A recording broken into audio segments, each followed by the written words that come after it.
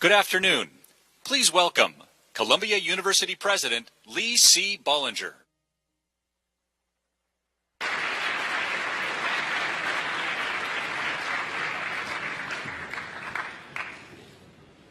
This town hall with Warren Buffett and Bill Gates, moderated by Charlie Rose, is a wonderful event for Columbia, and we're very, very proud to host it. And I must say it's a very special and I suspect deeply memorable occasion for our students, the primary audience that drew all of our guests here today. Warren, Bill, and Charlie are friends of this university and of mine personally, and in the case of Warren Buffett, an alumnus. They are people of enormous talent, accomplishment, and success. And as much as anyone alive at this moment, they embrace and act on the deep sense of responsibility that good fortune creates. If you had to choose people to represent the best of a generation or even a century, you could not do better than these individuals. Charlie Rose demonstrates how the art of conversation can educate and illuminate. Bill Gates succeeded in creating from scratch a business giant that now takes that success and searches the world looking for ways to make humanity meaningfully better off. And Warren Buffett is a one-of-a-kind investment genius, but even more importantly, he grasps a complex world better than almost anyone else, and then combines that singular talent with an uncanny capacity for condensing insight and wisdom into memorable utterances at the level of a Will Rogers or a Mark Twain. We are admiring and grateful for their presence today. Thank you very much.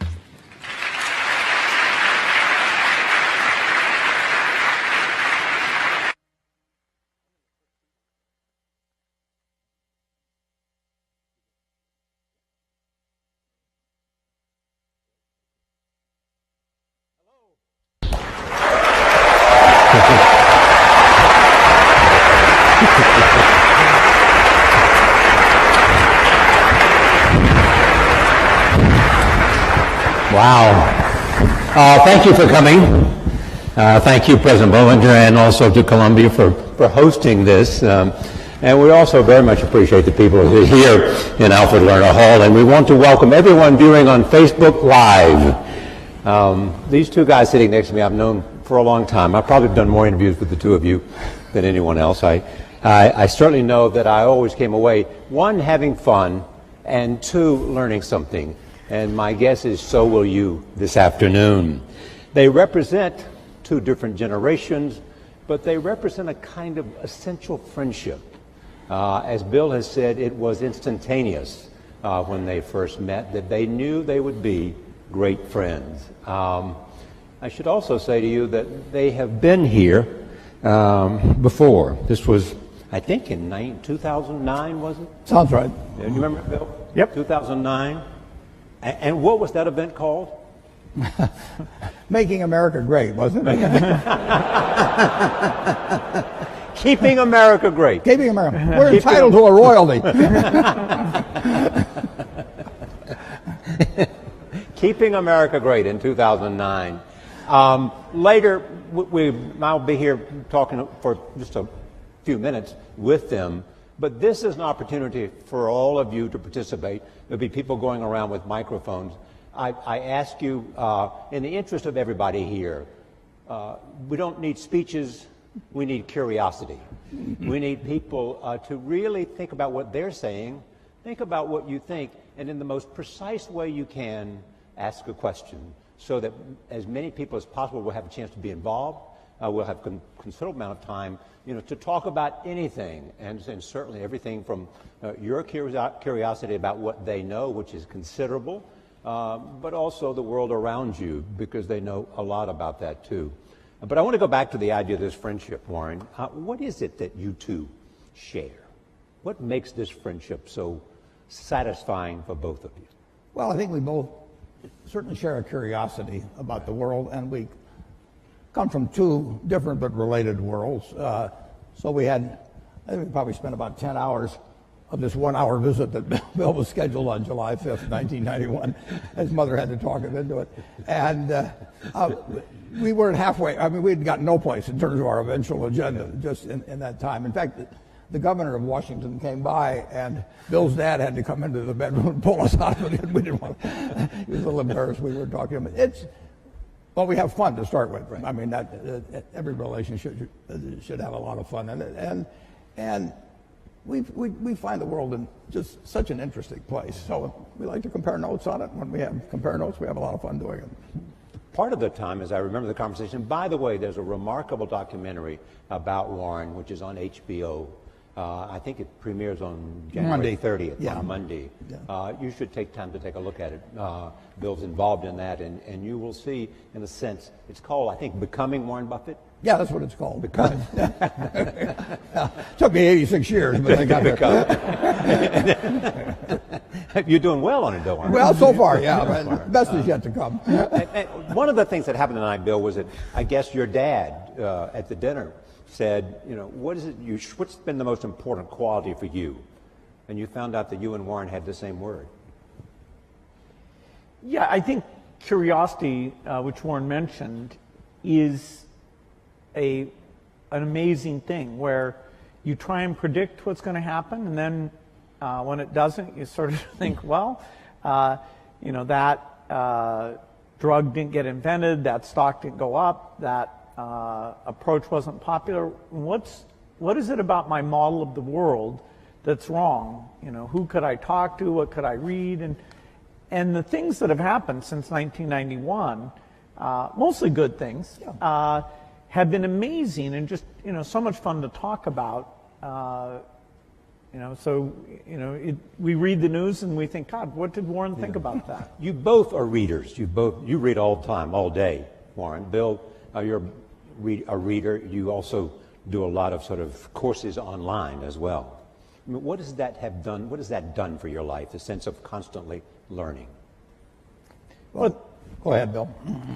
It's an incredible time to be a learner. I remember when I was young, you know, I had the World Book, which is one of Warren's products, and it was very good. But, you know, I always felt like, God, I want to get into this in more depth. I want to understand it better. Today, the videos that are online and the courses that you can buy with the very best professors, it's phenomenal. You know, take a subject like weather or climate change, you know, or what's going on in economics, what's known, what's not known. Now with the foundation, a lot of what I need to learn is about biology, making vaccines and what's going on with these various diseases. This is a phenomenal time to be a curious person. The information that's out there, you know, I have my biggest problem is that I stay up too late because I'm reading and then I'm a little bit tired the next day. The other thing that you share other than reading is optimism. You believe in America. Absolutely. You have said to me more than once, I would give up a year of my life just to know what the next 50 is going to be like. Yeah, even the next 4 now. I mean, why'd you pick 4? I don't know, it's just a number that came to me. It is just fascinating what's happened just in my lifetime, you know, in the 86 years. I should mention one thing about reading. It was at the library here at Columbia that I wish I spent probably more time than any other student. I lived there practically. But, you know, I pulled the book out there, happened to be Who's in America, and it told me something about my professor, Benjamin Graham, and then I looked up and I went to the library and I said, I want to learn more about this because I learned this over here. That changed my whole life. You know, we own Geico now because of that librarian directing me to some other book and then following through on that. It's the chance. I read about 1/5 the pace that Bill does, but I still spend 5 or 6 hours a day reading. I mean, it just, you can learn so much. I particularly love biography. Just you know, to be able to live the lives of these people that have been so extraordinary, the lessons and you know, the discouragements they face, just everything about it. So you can't get enough of reading it. What surprises you most about Bill? That's an interesting question. I guess what really surprised me is initially we just found so many things to connect on. He did try to sell me a computer. That's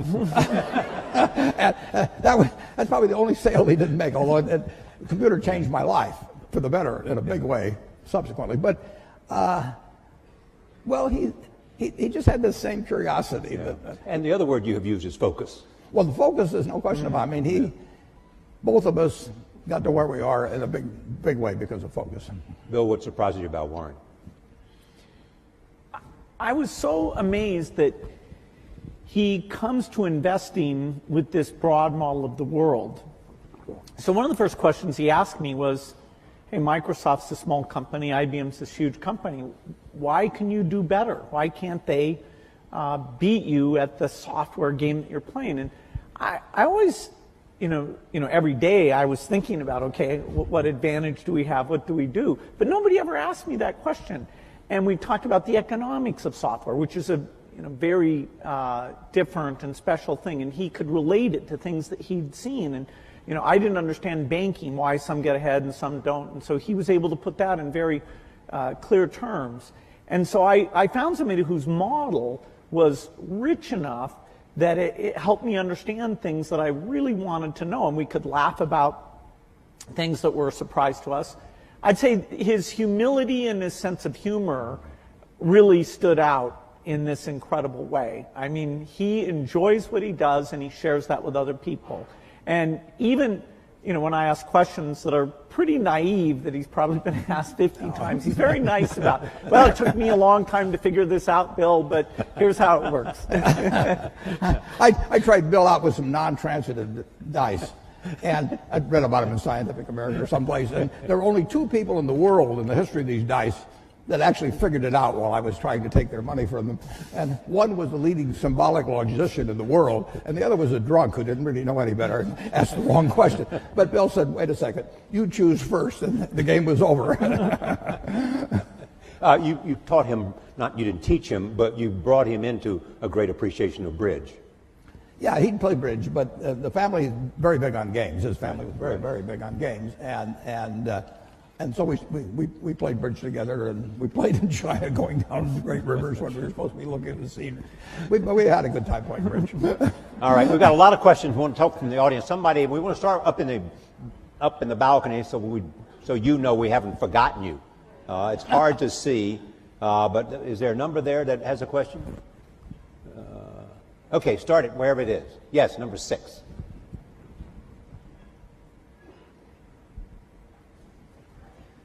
Thank both of you guys for being here today.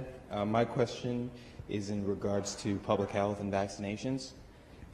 Given our current president's publicly stated stance against the use of vaccinations, both in this country and abroad, how would you recommend that we, as students and future leaders in the health sciences, best allocate our resources to most effectively resist his alternative fact political philosophy in regards to domestic and global public health? Thank you. Well, Bill? That's a good place to start. Yeah. Well, the facts about vaccines are very clear and very strong, which is both that they're safe and that the vaccine schedule has been designed to reduce disease. And the more parents that adhere to it, the more not only their children will be protected, but you have some kids who are immune deficient. And so unless the kids around them are protected, then it puts those kids at risk. And there are diseases like measles or pertussis that all it takes is a small cluster, and then mostly those diseases would be coming in from overseas, but you can get infection, and in some European countries you've had deaths because the kids weren't vaccinated. I don't think the U.S. government is going to come out with any negative statements. There may be a commission, and fortunately, if you look at the facts are quite unequivocal. We certainly are speaking out in favor of vaccines. So I'm a little surprised that we have to stick up for them, but it's true in every country that you get these rumors, and particularly in today's media, those rumors can get out and ahead of the facts because the rumors are sort of more salacious or, contrary to what you've been told type things. Here, I'm sure we'll have a chance, if necessary, to go through the facts again and get a clear positive message from the government. And the risk is, if vaccines somehow, people are scared of having vaccines, the risk is? Well, we're engaged right now in polio eradication. And the only way that succeeds is to get 95% of the kids to have these vaccines. And there we ran into a form of anti-vaccine sentiment that's even worse than U.S. rumors, and that is that two terrorist groups, one in Nigeria, Boko Haram, and another one in Pakistan, Afghanistan, the Taliban, said that vaccination was a U.S. plot and would sterilize women, and it was a very bad thing. And they took the women who were going out to the children's houses and giving these oral drops, oral polio vaccine, and actually killed a number of them. And so those negative rumors, the only reason we still have polio today that we're not done is because of that part of Nigeria that Boko Haram has caused unrest, and the border areas, including Baluchistan in Pakistan, where there have been these anti-vaccine sentiments. So, our risk is simply those negative things. So it's not just in rich countries that we run into this. It absolutely causes deaths if parents don't know. Bring your kids in and get them fully vaccinated. And your drive to eradicate polio is to show that you can do it. Well, it started in 1988 when it already had been eradicated in the Americas. So these were the U.S. in the 60s, the rest of the Americas in the 70s, showed that it could be done. And so in 1988, well before our foundation was involved, Rotary and a number of other organizations said, let's get rid of this.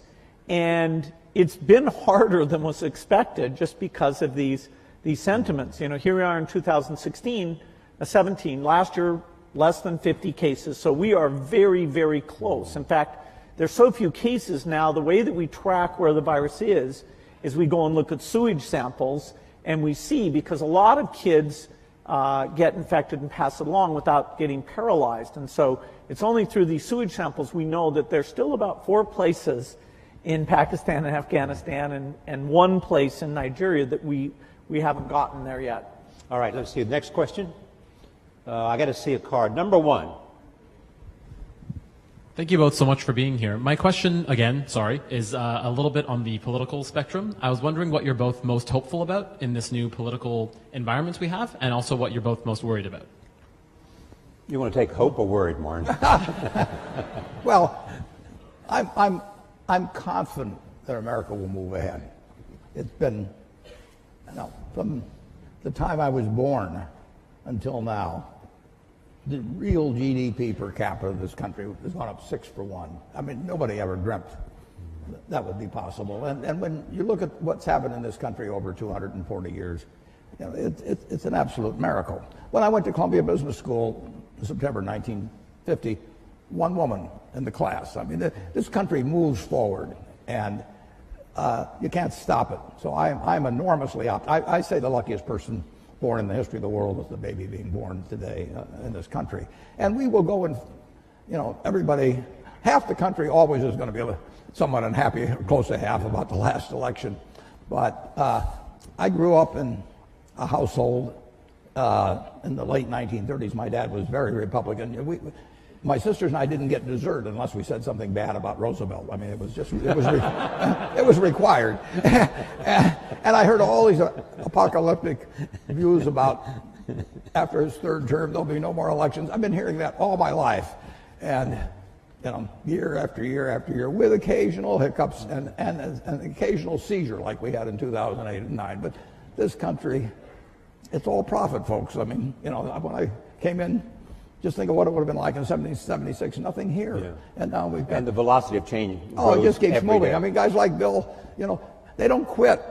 Yeah. I mean, he moves on to something like polio. He mentions 50 cases in the world. There were more than 50 in the ward where I went when I was a teenager to see a friend of my sister's. And they were all in these rocking machines and everything. They were destined to a terrible, terrible life. And it was just one ward in Omaha. And now that's the yearly total, thanks initially to, as well as currently, to Rotary and some. But people kept working on it. This world moves forward, and it's been doing. I bought my first stock when I was 11 in April of 1942. The Dow was 100. If you haven't looked, it's 20,000. Something good must have happened in between. And it's going to keep happening, folks. Bill, I know you share the optimism. What about concerns? Well, the optimism is partly that I think American innovation is strong. Support for research is by and large bipartisan. And so whether it's health breakthroughs or even energy breakthroughs, I think, every year that goes by, we're going to have more of those things. Now, this administration is new enough. We don't know how their budget priorities will come out. There are things like foreign aid, which is a small part of the budget, about $30 billion a year, but that means the U.S. is the biggest, that every time there's new leadership, we have to go in and articulate the benefits. It's well spent. It's not the image that people have in the past. And so right now, I think there's a lot of intensity to make sure we get that message out and get, both in terms of the executive branch and the Congress, to maintain amazing things like the President's Malaria Initiative or PEPFAR, which is an HIV thing. These things started under President Bush, and so our foundation's had a great working relationship with Democratic and Republican administrations. Most people wouldn't realize that U.S. foreign aid as a percentage of the economy, which is generally how it's measured, reached its low point in 1999 under the Clinton administration. Now, I'm not saying it was the administration. It was a mix of the administration and the Congress. Then, during those Bush years, it went up fairly substantially. Now, the economy helped with that, but these initiatives were really amazing. And, I'm hopeful that maintaining or even growing these initiatives will be a priority when there's a lot of talk about tax cuts and different spending activities. And so it is a bit up in the air during these months ahead. And you've often made the point that no matter how big the private contributions are, sometimes in terms of sheer scale, you need a government. Yeah, somebody asked me today, if PEPFAR, which is this AIDS program, was canceled, wouldn't private philanthropy make up for it? Well, PEPFAR is over $5 billion a year. That is this one aid program, which is a phenomenal thing that's saved over 10 million lives. That's larger than our foundation, which is the largest in the world. So there's no possibility the government sector, U.S., U.K., other European donors, that's $130 billion a year in total that's uplifting these poor countries in health and education. And if we lose the consensus around that, if people draw inward too much, we will hurt progress, and there will be millions of lives lost because of it.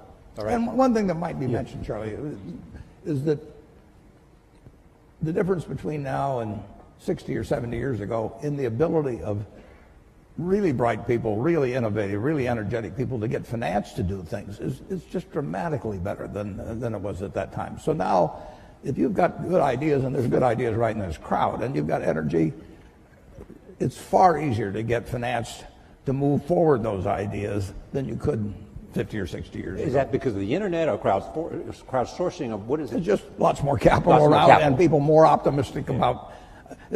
People are very optimistic about business. But better ways to connect the two, the capital and those and the ideas. It's dramatic. It's dramatic. And the willingness to take risk. The first venture capital stuff is in the 1960s, and it's tiny.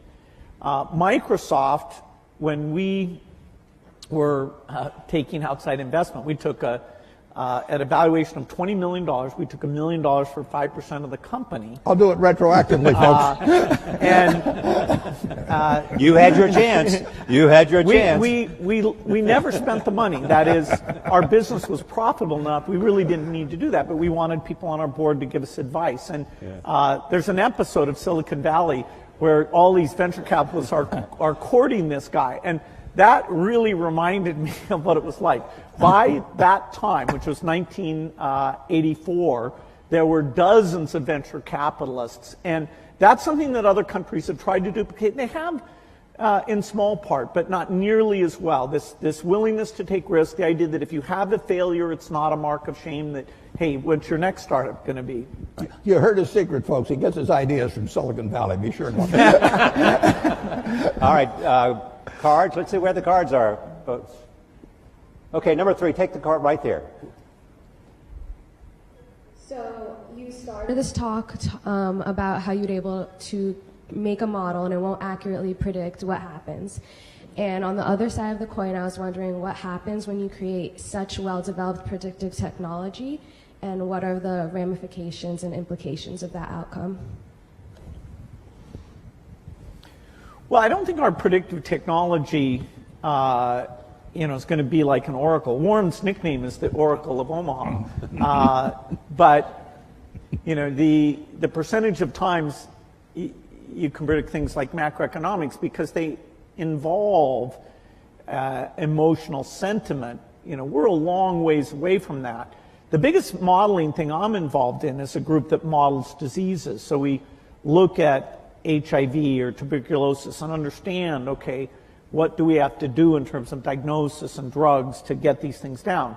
Once we finish polio, we'll go on, and our next big challenge, which will take decades, but I expect will be done in my lifetime, is malaria eradication. So these models aren't nearly at the point where they can take human sentiment into consideration. The field of economics, a very basic question about what we should have done differently before the financial crisis, there really is no consensus, whether it's with the public or inside the profession of economists. They agree that some of the emergency treatment we did was necessary and important, and I wish that was better understood. But in terms of the root causes, it's actually a little disconcerting how little our models, our understanding, explain how that imbalance got so extreme. All right, well, number 2. Hi, my name is Eugenia. I'm in the engineering school here at Columbia. And I wanted to ask, you were talking about that you love reading. I wanted to ask if you have a particular book that it changed your life, like the way you think about things. And I also wanted to ask, what is the thing that you admire the most about each other? Like you, Bill, about Warren, and the other way around. Thank you. They sort of touched on the second question, but go ahead, they may want to add to it. Books, though, first. Changed your life. Well, a book did change my life, and it was by a fellow who taught here at Columbia, Benjamin Graham, and I read the book when I was 19 called The Intelligent Investor. And I'd been interested in investments since I was maybe 7 or 8, but I'd read every book in the Omaha Public Library by the time I was 11. So why do you think you were interested in investing when you were 7 or 8? Because I was too dumb to get interested at 4. My dad had a very small investment firm, and I would just go down. I read all the books that he had there, waiting to go to lunch or whatever it might be, and then I went to the public library and read them all, and it just was a fascinating subject to me. But I didn't have any. I knew what everybody thought and all of that at an early age, but what Graham wrote made sense. I just happened to pick that book up at a bookstore in Lincoln, Nebraska. But to investing per se, is there something about your core competence that made investing the perfect place for you to be? Yeah, it certainly wasn't to be a pro football player. I looked. It was a question of zeroing out all the other incompetencies, and I was left with one thing, Just the allocation of capital. I was actually wired in a way that was. This would be something I would be good at. So wired in what way? I can't tell you precisely, but I've got the right temperament for it, which is much more important than IQ. If you've got more than 120 points of IQ, sell the rest to somebody else. You don't need it in investments, but you do need the right temperament. You do. You do have to be able to think for yourself. And getting back to, the earlier question, the first question I ask myself when I look at a business is it important and easy what I can determine about this business? Yeah. And a lot of them don't make it. Now, Bill is looking for hard questions that plague society and where intellect and money may make a difference. They may not for a while. But he's taking on the tough things. My job is to find easy things. I'm looking for 1 foot bars to step over, rather than 8 foot bars to jump over, But that's not irrational if you're looking at the investment universe. But reading is key. On the biography, on the book thing, I will tell you a wonderful book to read. I can tell you a number of them. Intelligent Investor, obviously, if you're in the investment field. But Katharine Graham's autobiography is a marvelous book, and it's absolutely honest, told by an incredible woman who had an incredible life and then wrote honestly about it. And someone who you knew very well Yeah, and invested with, and she was a bit reluctant and had to be assured, that she was afraid of me, actually. Yes, exactly. But what makes that book so much? It is such a broad range of human experience, honestly told. I mean, you couldn't have nobody in Hollywood could write a scenario that she lived through, and just to see that world develop, how she reacted to it, and everything. You can learn so much. My partner Charlie Munger just loves Ben Franklin. You can learn from other people and their mistakes, and I find biography is my favorite. Part of the reason you love biographies. Pardon me? Part of the reason you love biographies. Yeah. Okay. Where is the card? Right here. Just come here. I'm having a hard time seeing the card, so that right here. See where the hands are raised.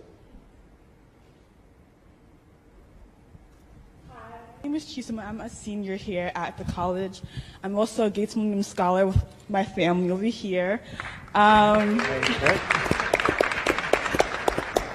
I'd like to ask, what both of you do involves a lot of risk. And sometimes you have to face the fear of failure with that risk. So I'm asking, how did you overcome that fear and what steps did you take to do that? Well, I think I was very lucky that when I was in high school, the computer was brought in there, and I developed a fascination for it and became kind of fanatical about it, so that I didn't view it as risky. I viewed it as this kind of fun hobby. Even when I went to college, which I didn't finish, but I spent time up in Cambridge, Massachusetts, I wasn't sure that would be my life's work. Now, as the chip came along and made it mainstream, it became very obvious that something dramatic was going to happen. And so my passion, my hobby, and the area I could start this company right at the beginning of the revolution, that coincided in a nice way. And I never felt it was risky. If Microsoft had failed, I didn't have kids or anything. I could go back to school and finish my degree and go get a job somewhere. I was very risk averse in running the company. I always made sure we had enough money in the bank to pay everybody for at least a year if nobody paid us at all. Because this idea, I was hiring people who had kids and families, and they were moving to work there. And here I was, 19, 20 years old, and sort of telling these people I'd be paying their salaries. So I was actually very conservative on a financial point of view. And one of the few arguments I had with Steve Ballmer, who came in and played a phenomenal role in the success of the company, was how many people could he hire? Because I was trying to be so conservative. But I let him go full speed, and it turns out our financial success meant that we never had a conflict about that. But I think it's great to be risk-taking, particularly when you're young, trying out different things, fields that aren't very popular that you might enjoy. But I never got into a position where I was taking actually, in any meaningful sense, I was taking a big risk. I mean, the risk for you would not to have acted because you felt the train was leaving the station. Yeah, and it was so clear that, this was going to happen. And this was so much fun. I mean, I was a fanatic. I didn't believe in weekends. I didn't believe in vacation. My mom had to negotiate whether I'd come once a week for dinner. No matter who the guest was. Yeah, that's right. That's right. Yeah. But Warren, you have often said you still tap dance to work. Absolutely. Because you can paint with your own colors. Yeah. I get I'm as excited about tomorrow in terms of what's going to happen as I was when I started. I was having a lot of fun when I started, but I'm having just as much fun now. And when I was here at Columbia, I had this terrible fear. It was impossible for me to speak in public. I mean, I wasn't able to do it. I actually read an ad in the New York Times. I went down to Midtown, signed up for a course, gave the guy a check, and then stopped payment on the check. I mean, I was just petrified. But finally, and actually, after you get through hearing me today, maybe you'll wish I'd stayed afraid of public speaking, but that's another question. Then, when I got out to Omaha, I finally decided I just had to do it, so I gave a guy $100 in cash, and once I parted with $100 in cash, I'd jump off the Grand Canyon to get my money's worth. So, but it changed my life. But I would say this: don't fear failure. Almost everything that's turned out, I got turned down by Harvard. The best thing ever happened, among other some good things that happened that didn't seem good at the time. Don't worry about. And don't let it eat at you or look back. Just keep going, because you're going to have some things, and forget them. Go forward. All right, I want to go to the back of the room, right back there, wherever number 3 is. Hi, my name is Matthew Mann. I'm a first year at Columbia Business School. Both of you had a moment where you went out on your own. And I guess my question would be, if you were to do it all over again, you're in our shoes, what industry would that be in? Where would you start your own business today? I'd do the same thing. Yeah. I mean, for one thing, I'd be a failure at anything else probably. I mean, I'm not gonna, no, I mean, I had fun when I was in my 20s, my 30s. Now I'm 86 and I'm having fun. And so I advise students, as much as possible, look for the job that you would take if you didn't need a job. I mean, don't sleepwalk through life, and don't say it's all going to be great.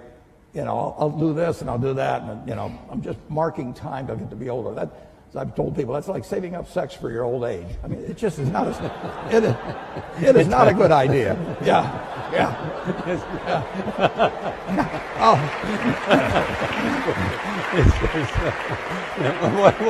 What are you urging them to do? I'll explain it. Just what I'm talking about. Now, you really want to be doing what you love doing, and you can't necessarily find it on your first job. Right. But don't give up before you find it. Bill, you've had the unique experience, A, because of your curiosity, B, because of your involvement in global health, to see the impact of a lot of other areas, whether it's biomedicine or whether it's a whole range of other things other than computer science. If you were going to drop out of Harvard today, which field would you be most likely attracted to? Well, I love the hard sciences, and there's some phenomenal things that people will get a chance to be part of.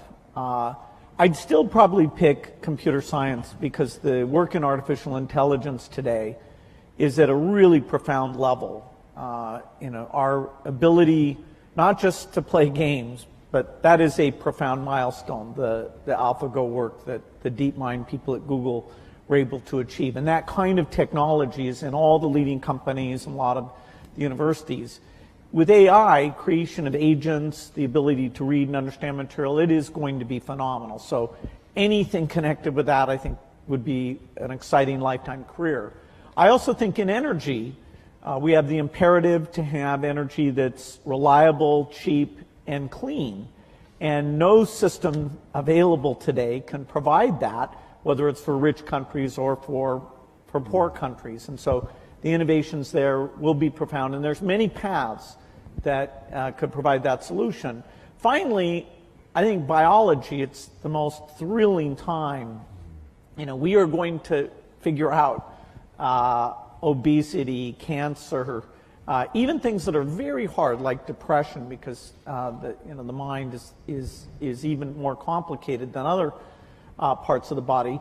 I see this through the lens of the disease of the poor, the infectious disease, where new vaccines, new drugs, we are moving faster than ever.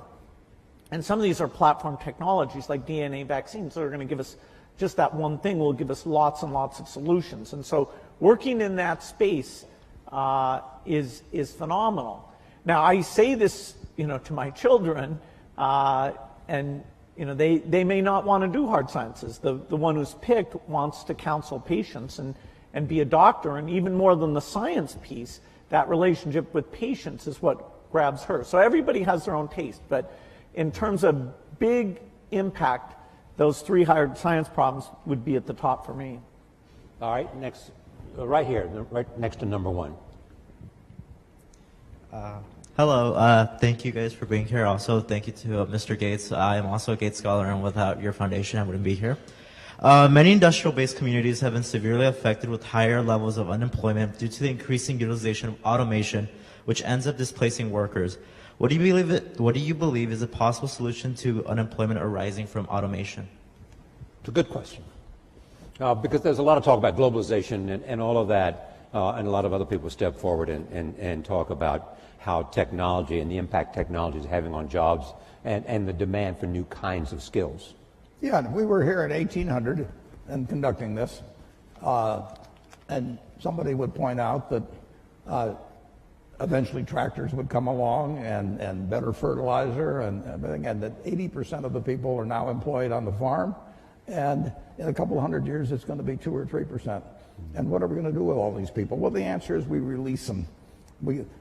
Keynes wrote something about it in something called Essays on Persuasion. He wrote in 1930 about what a more prosperous society would become like. And he actually postulated that in 100 years, and we're now 87 years away from that there would be 4 to 8 times as much output per capita. And he's remarkable, but he didn't quite get how it might get distributed. But the idea of more output per capita, which is what the progress is made on productivity, that should be harmful to society is crazy. I mean, the distribution may be a problem, but if one person could push a button and turn out everything we turn out now, is that good for the world or bad for the world? You'd have to figure out how to distribute it, but you'd free up all kinds of possibilities for everything else. So everything should be devoted initially to getting greater productivity, but people who fall by the wayside through no fault of their own, as the goose lays more golden eggs, should still get a chance to participate in that prosperity, and that's where government comes in. Right. Bill, anything to add to that? Yeah, a problem of excess is a different problem than a problem of shortage. If all the tractors and computers stopped working, then we would have problems of shortage there, and we just wouldn't have enough people to make the output. A problem of excess really forces us to look at the individuals affected and take those extra resources and make sure they're directed to them in terms of re-education and incomes policies, and the need for labor in terms of smaller class size, helping handicapped kids, reaching out to the elderly. The demand for labor is not at zero. If you ever get to that point, fine, you can shorten the work week, and you'll be just fine with that. And so this idea of taking an individual who during their generation is affected, I think there's a lot to be learned about that, a lot of thinking we have to do. But the macro picture that it enables is an opportunity. Number 2. Also, I'm urging people at the back so you have a chance. We want to go back up to the balcony as well. So I see number 6. We'll come to 6 after 2. Yes. Hi, my name is Sam. I go to Columbia College, and my question is, what steps do you think need to be taken in order to improve public education, particularly in economically depressed areas of the United States? Bill was the educational. Yeah. I think this is a super important issue because the dropout rates, although they've gone down a little bit, they're still very high and vary based on income. And even kids who graduate, a lot of them don't enter college, or they do enter college, and they end up in these remedial courses for their reading or math capabilities. And those people have an extremely high dropout rate from higher education, and they can incur debt, they have a negative experience. So we have a long ways to go in education. There are some very strong points of light, like here in New York City, some of the charter schools are, with even less resources than schools at large, doing a phenomenal job of educating kids. There are a lot of countries, particularly in Asia, who, spending way less of their GDP on education, are doing a great job educating their kids. And it's not just the top 20%. Their bottom 20% is pretty phenomenal in the case of China, South Korea, and Singapore. And so looking at what we've learned in charter schools in terms of building the culture, giving teachers feedback, what is good teaching look like? Do we give teachers a chance to learn from each other about that interactive element that makes the subject seem relevant and important? There are great teachers, but spreading those practices has been very, very tough. And so I'd say it's a top priority, and our foundation has that for our work in the United States. Education is the top priority, whereas outside the U.S., we take on health. It's a tough problem because the institution of education are fairly resistant to change, and people are not yet convinced by various approaches very easily. But we need to keep at it. We're going to, stay and even actually put even more money into trying to help create models. Okay, up to number 6. Hi. First, I want to thank Bill. I've witnessed the role of your foundation in eliminating polio in India, and I'm really thankful for that. My question is more on how to set the basic level of debate in any public sense. There are many trade-offs. How to explain climate change policy for people who are losing jobs in the coal sector? How do you balance the current short-term economic goals with the long-term peaceful transition to the renewable sources of energy? No, it's a good question. The certain topics are so complicated, like climate change, that to really get a broad understanding is a bit difficult, and particularly when people take any of that complexity and try and create uncertainty about it.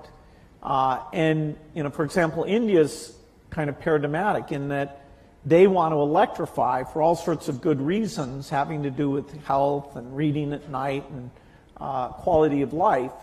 And the question of should they delay electrification for climate issues is going to be very difficult. The ideal is to innovate in such a way that they can go full speed ahead on electrification without emitting the CO2 that the natural path of them today, which is coal, is the way to go. And so we have a lot of cost reduction to do because rich countries may be able to buy premium electricity. When you get to middle income or lower, that's just not going to happen. And democracy has us allocate these resources in terms of investing in the future and things like research and investing in the present.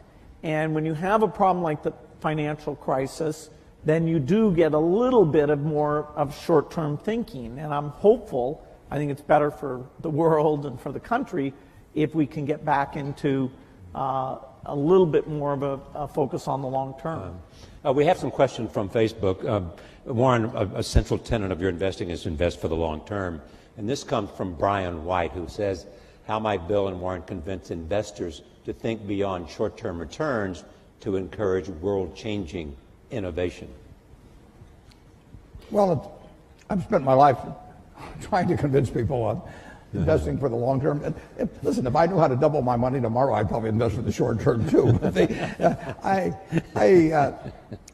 It's much easier to invest for the long term if you're just talking pure investment, because you know what's going to, in my view, it'd be very high probability what's going to happen 10 and 20 years from now in a major way, and I don't have the faintest idea what's going to happen tomorrow or next week. But if you're talking about societal, it's very tough because politicians face elections either every 2 years or 6 years, and the way particularly congressional districts have been organized, primaries have become more and more important, and so it's very hard to have politicians think of something that's wonderful for the country for 20 years but will cost them the election 2 years from now. And that's a basic problem in a democracy, and it gets to be more of a problem as we've arranged congressional districts so the primary dominates, because a very limited number of people turn out, and their motive tend to be on the extremes of both parties. So it's not easy. Whether you're going to make an investment in a company or whether you're going to buy the company, what are the factors that you have to be, that you're looking for? What test? I'm looking for durable competitive advantage. I'm looking for something that has a moat around it for a considerable period of time. And I'm looking for an honest and able management to run it, because I don't know how to run it myself. And I'm looking for a purchase price that's not excessive. But it's better to pay a little too much for something that's a very good business than it is to buy some bargain, but really a company without much of a future. And I don't know, I don't have a ability to predict with a high probability of success the future of most companies. So I'm looking for the exception. But the nice thing is, if there's thousands of companies out there, I really only have to be right on a couple. I mean, it's exactly the opposite of baseball, where you have called strikes, and the pitcher's trying to throw it to you at the worst part of the strike zone for you. And if he succeeds in getting into that corner 3 times and you don't swing, you're out. And investing, it's a no called strike thing. So I can sit there all day and somebody can throw me one company after another, and finally I get one in my sweet spot. Both of you have chosen both wives and partners well. Charlie Munger added what to you? Oh, Charlie Munger changed my views. He refined them in a huge way in terms of looking for the quality companies and looking for the ability to make an investment that would work out well for 5 or 10 or 20 years, as opposed to something there might be one, I call it cigar butt investing, where there was one puff left in the cigar, but the cigar was free, so you picked up these disgusting looking things and got one puff out of them and went on to another one. And that worked okay, but it was small scale, and it really doesn't build something satisfying. So he kept forcing me in the direction of saying, is this really a business we want to own for forever? And do we want to get associated? It's like a marriage. I mean, do you want to get associated with this person forever? And it's a great way to look at things. Bill, your wife, Melinda, has added what? Well, she's... Other than 4 children. 3 children. How much time do I have? Because she is your partner, and she was there in the philanthropy from day one. At Microsoft, I had 2 partners who were amazing. I had Paul Allen in the early days, and then Steve Ballmer as the company got bigger. And we would not have achieved anything what we did without those partnerships. Because, when things are tough, when you're making big decisions, having somebody who's really in there with you, committed, for me, I couldn't have done without that. For the foundation, Melinda's an amazing partner. She thinks about the people issues better than I do. She, knows when I get overexcited about the science. She can, make sure we're being realistic about it, and it makes it fun. Last week I went to Europe to World Economic Forum. She went to Nigeria, and then this weekend we just sat and talked about, okay, what did we see? What does that say about the work we should do? And so, I don't think I'd enjoy it without a partner, and particularly someone amazing like her. It's more fun with a partner. I mean, Charlie and I have had more fun working together than either one of us would have had individually, and we have never had an argument after working together for 58 years. You talk every day? Not anymore, because we know what the other guy's going to say. We just grunt. We talked it all out 50 years ago. So if you see Charlie and he says, "Why haven't you called me?" you'd say, "Well, I knew what you'd say anyway." Absolutely. No, there's no question about it. We still have a lot of fun together. All right, right there. Well, let's see, number 2. Hi, my name is Molly Zanger. I'm a student at Barnard College. I guess what I'm basically wondering is what your main considerations are when you're choosing where to donate and what causes to donate to, and what the main challenges are that are associated with that. Yeah, well, I wholesaled it because I made a choice that I wanted to have. Well, originally, my first wife and I planned that I would pile it up and she would unpile it, but that was plan number 1. But she died in 2004, and then I had the problem of figuring out the best way to distribute what would turn out to be a lot of money. And I wanted some people who had similar values and similar objectives to what I had, but I also wanted people who would pour in intelligence and energy, and in the case of Bill and Melinda, a lot of their own funds, would work at it full-time, but who really saw society as I saw it, which was that every life is of equal value. And that if you start with that, and then you figure what you might be good at changing, whether it's in medicine or education or early learning or whatever it may be, that was my answer, was the wholesale. Retail philanthropy would drive me crazy, but wholesale philanthropy I really like. Bill? Yeah, for our work at the foundation, the belief in innovation, which both Melinda and I saw at Microsoft, our question was, okay, how do we bring that kind of innovation to help the world's poorest? And we learned that coming up with new vaccines, that although you can pay a lot to have them created, the marginal cost comes down to less than $1. So getting a new vaccine for the main cause of diarrhea or pneumonia, that can be a phenomenal thing. So you're looking for these super nonlinear dramatic things, because as a, per poor person or compared to government funding, philanthropy is actually quite small, and yet funding vaccine projects, the government isn't as good as that as a philanthropist who assembles a team and over time is learning how to do that very well. And we had models. Rockefeller Foundation was a phenomenal foundation. The Green Revolution is just one of many things that they did which raised agricultural productivity and avoided hundreds of millions starving. And so studying the other foundations that have taken these big breakthroughs and created a model out of those, that was very informative to what we've gone after. What's the most important lesson you've learned, though, about making investments from the foundation today that you learned along the way? Well, I think when we started out, I thought that just coming up with a new vaccine or drug alone would be enough, and that the world would then take that and get it out to all the children of the world. Partly through field visits I did, that Melinda did, looking at the statistics. That delivery system doesn't get out to a lot of the kids. And so having to figure out how people were hired or how that was funded and measured, this what's called primary health care, we were drawn into that out of necessity. It didn't fit the normal sort of in the lab, come up with this great concoction. And yet, in order to achieve our goals, we needed to think about those delivery pieces. In fact, sometimes the state of the product actually had to be simpler in some ways in order to get through that very limited delivery capacity. And now we're getting to 86% of the world's children with vaccines. It was about 70% when we got started. So that's a good increase. We still have 14% to go. Bill and Melinda have amazing convening and persuasive powers as well. So, they bring something far more to it than just money.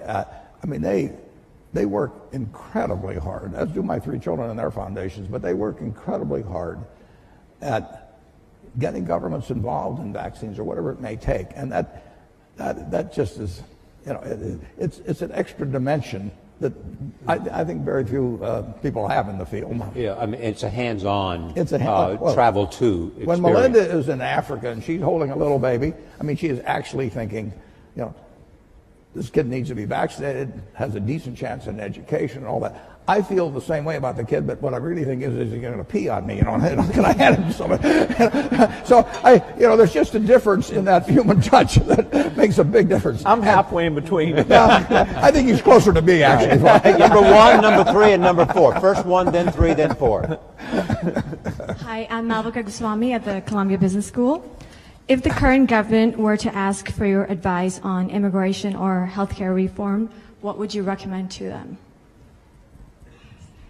Maureen? Well, on immigration? Yes. Immigration, this country is built on it. I always say to people that are anti-immigration, let's put it in retroactively. Everybody leaves. It's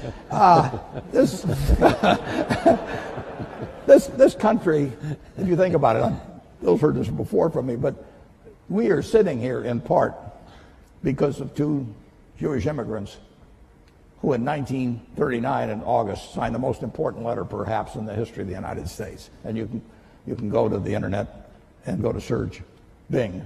And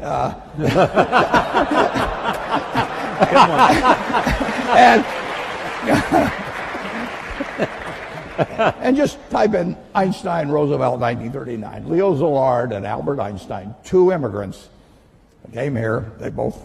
They came directly from Germany. Szilard came from Hungary before that. And they told President Roosevelt that the Germans were likely to develop an atom bomb, which was likely to work. It's less than a full page, and we better get to work on something fast. And the Manhattan Project came out of that. And if it hadn't been for those two immigrants, who knows whether we'd be sitting in this room.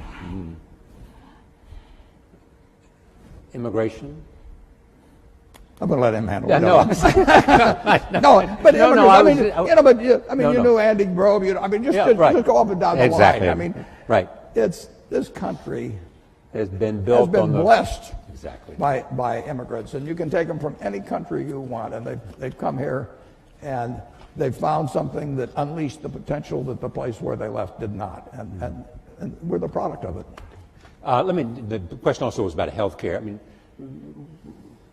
what can you tell us about healthcare that you think is important in terms of the consideration of what might happen? I mean, if you were building a healthcare plan for America, what would be the elements that you would want to include? Well, there's no doubt that in order to provide decent health care, the percentage of GDP devoted to it is going to go up over time. It's already very high, and yes, there's some efficiencies to be gained in that 18% or so number.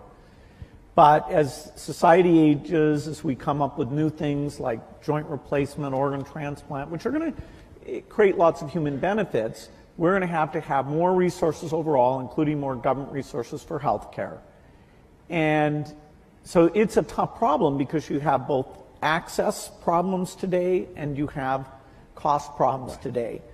And whenever I look at a problem, I have this one simple lens, which is innovation should help here.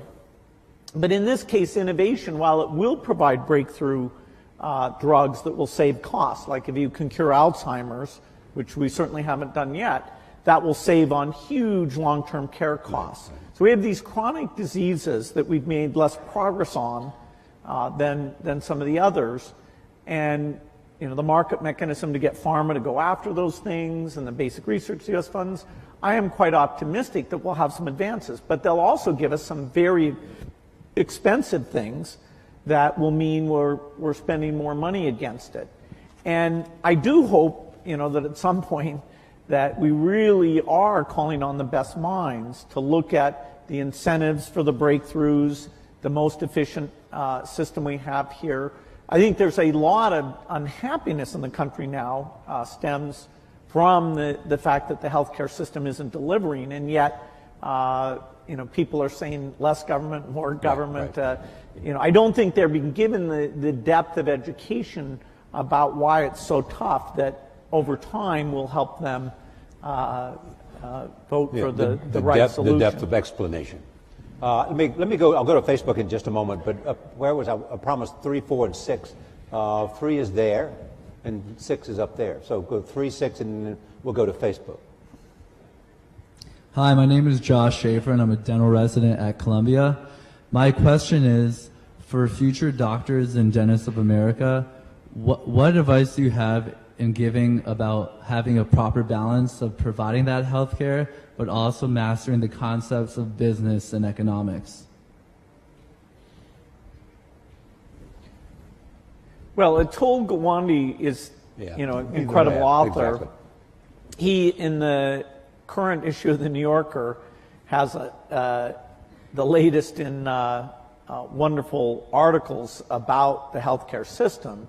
And he's talking about the people who do sort of heroic surgery like himself are paid twice as much as the people who are on an ongoing basis in a great incremental way learning about the patient and seeing what works for them. And it's a calling cry to say, hey, that part of the system needs to be run better, needs more resources. And So I think it's brilliant that he's saying that, and it also corresponds to what is working in some other countries. Okay. 6. Hello, my name is Don. I'm from Columbia College. So you both have invested a great deal of money abroad, but there is a prevailing belief by some that there are pressing issues in America. There are poor people here, there are sick people here, and we should deal with that first before even tackling anything abroad. So what are your thoughts on that? Well, my own personal thought is that every life is of equal value. And in many ways,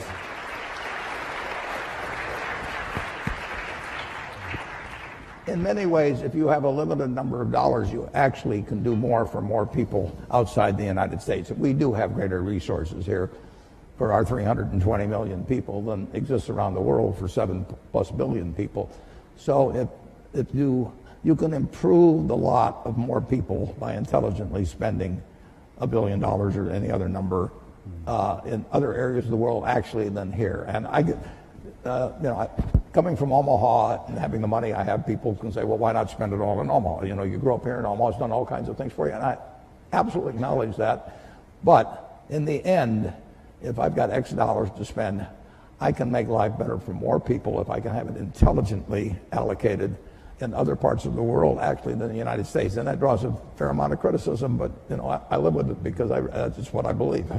All lives have equal value is really the driving force Absolutely. behind the Gates Foundation. I'm an accident. I won the ovarian lottery when I was born in the United States in 1930. It was 40-1 against me. I was male. Now it's 80-1 against being a male in the United States in 1930. I was just plain lucky. My life would have been far different. Bill always said if I'd been born a long time ago, I'd have been some animal's lunch because I can't run fast and I can't climb trees and everything. And I'd be saying, I allocate capital. It wouldn't work. And, I was lucky. But 79 out of the 80 weren't as lucky as I was at that time. And, Bill. Go ahead, Bill. Yeah, in terms of the helping people in other countries, the foreign aid budget of the U.S. is 0.8% of the budget.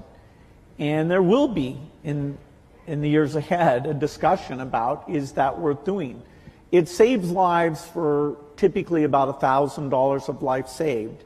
And in terms of stability and countries eventually being self-sufficient and being part of the world economy, there are some huge benefits to that. So if we were talking about should we spend 20 or 30% overseas, okay, that would be a very interesting discussion. But what we're trying to preserve is something that's gotten smarter and smarter all the time, has proven benefits, all of which are things that our foundation co-invests in the same things, like the polio thing is 0.8%. So I'm hopeful that in a big world that can remain a priority. All right, let me go to another Facebook question. This is from Nadia Akwal, says, how might Bill and Warren encourage innovation, particularly among teens and young adults? How do you encourage innovation? Well, I think you have a market system that provides rewards for it. Yeah, that's one way. Yeah. and we have it. I mean, we have an incubator for innovation in the United States. And, Bill can drop out of school. Andy Grove can come from Hungary. And, it just welcomes it. And thank God. I mean, that's why we have the kind of prosperity that we have. I mean, the question of how it gets divided is a secondary question, and that does not get solved as well by the market system. But our system is just designed for it, and look at what has happened. All right, number one. So also, I want to make sure we get the people in the back, so we only have 5 minutes left. So there's a couple of hands up in the back, so please recognize it. Hi, my name is Sahir. I'm a senior in the engineering school. As men of such great influence, I'm curious, and we touched a little bit about this in the last question, but how you deal with reconciling your convictions with maybe what is believed by the public, maybe even a majority, considering that you have the wealth and power and fame to make such great things happen.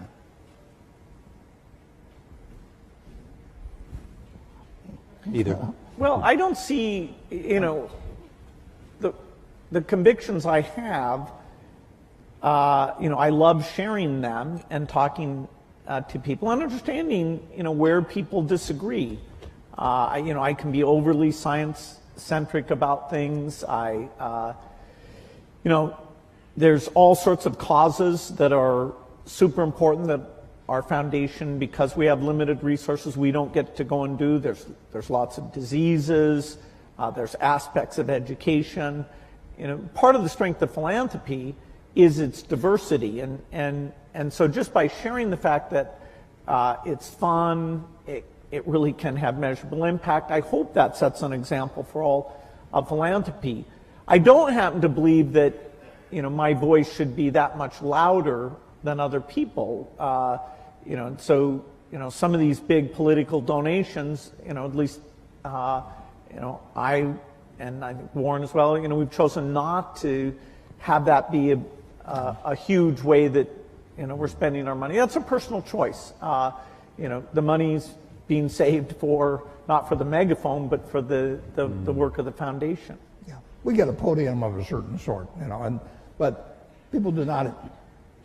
With a partner like Charlie Munger, you don't have to worry about my views being accepted automatically. You point out the shortcomings. And the influence of money in politics, I really think, is bad news for this country. I think Citizens United was a terrible decision. And the idea that somebody can pour millions and millions of dollars into a campaign, and in certain cases it not even be identified, I think really kind of goes counter to the kind of America I believe in.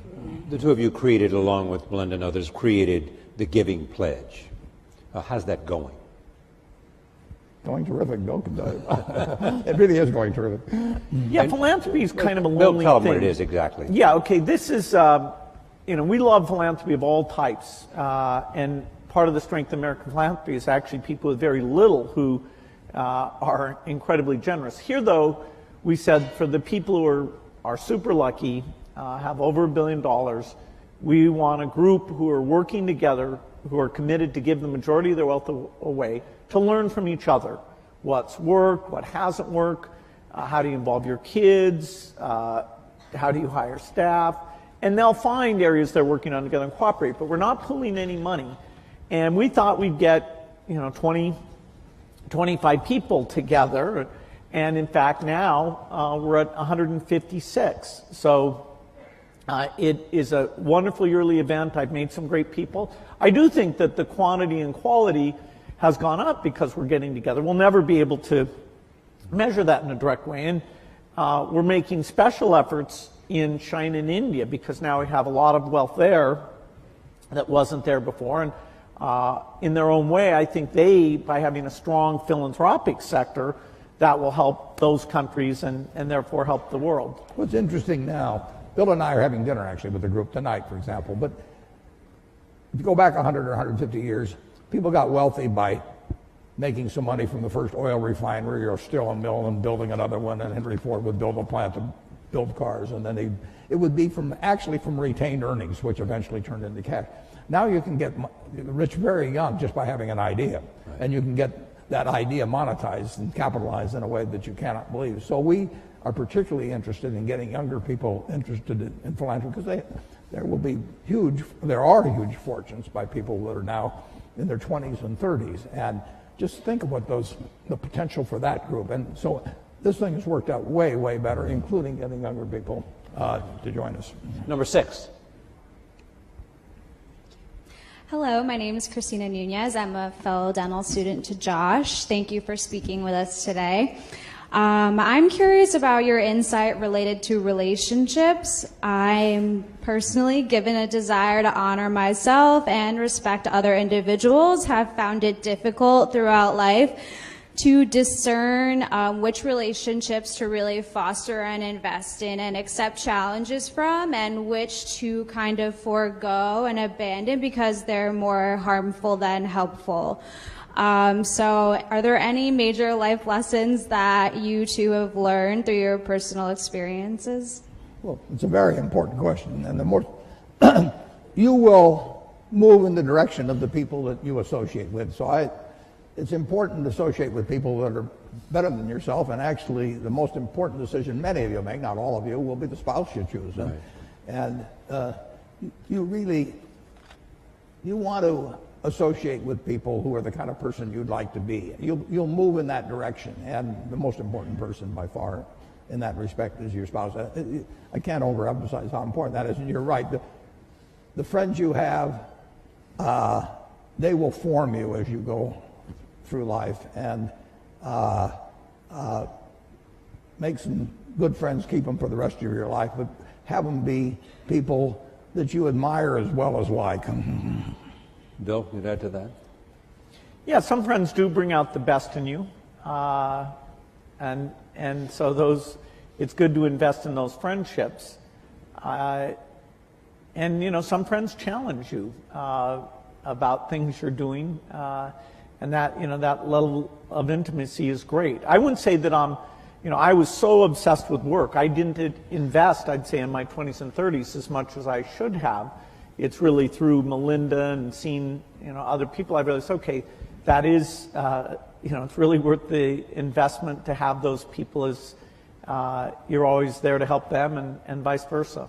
So we started with friendship, and we end with a question of friendship. I want to thank, first of all of you in this audience for coming here at Columbia University, for the Facebook audience coming here to Columbia, where we've faculty and students from all of the disciplines at Columbia.